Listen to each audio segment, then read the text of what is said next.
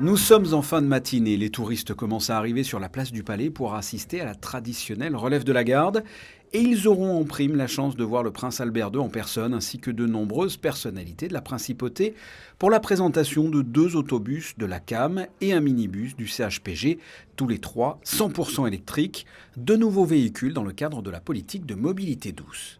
La mobilité, c'est 30% des émissions de nos gaz à effet de serre, donc c'est très très important pour nous d'agir sur ce levier-là.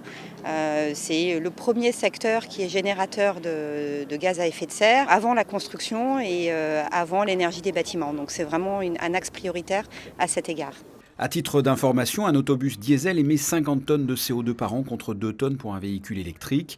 Ces nouveaux autobus apportent plus de bien-être à bord en termes de silence. L'intérieur est clair pour plus de luminosité, plus de volume également à l'intérieur. De 47 places, on passe à 61 places.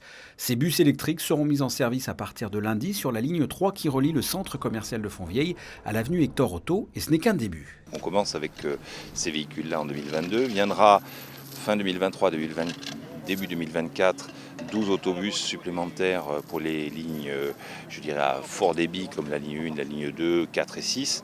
Et petit à petit, 2025, encore 12 autres, pour atteindre, je dirais, un premier lot de véhicules qui nous permettra, s'il n'y a pas de véhicule en panne, eh bien de circuler qu'avec de l'électrique fin 2025, début 2026. Et ensuite, l'ensemble du parc sera complètement électrique en 2030.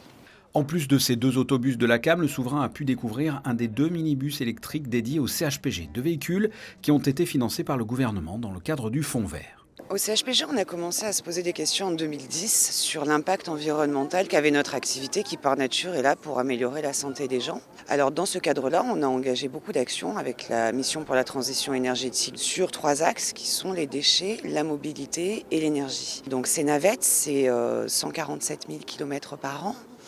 Donc on a fait un petit calcul, on est à 33 tonnes d'émissions de CO2 en moins grâce à ces navettes électriques. 2 trajets sont proposés tous les jours pour permettre au personnel de l'hôpital de se rendre par exemple à la gare ou d'aller à la ZAC Saint-Antoine où le CHPG dispose d'environ 500 places d'abonnement de parking.